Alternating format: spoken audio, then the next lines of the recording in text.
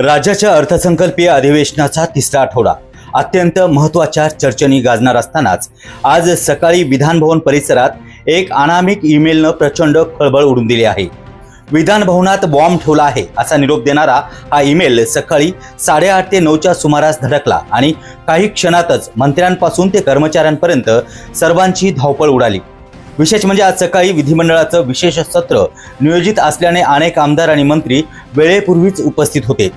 धमकी मिळतात सुरक्षा यंत्रणांनी क्षणाचाही विलंब न लावता इमारतीचा ताबा घेतला। बॉम्ब शोधक आणि नाशक पथक आणि श्वान पथकाने विधानभवनाच्या प्रत्येक दालनाची झडती घेण्यास सुरुवात केली आहे।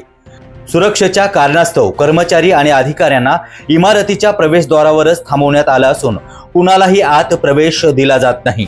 उपमुख्यमंत्री सुनीत्रा पवार यांनी या घटनेला दुजोरा दिला असून पोलीस दल परिस्थितीवरती बारीक लक्ष ठेवून असल्याची माहिती या ठिकाणी देण्यात आली आहे।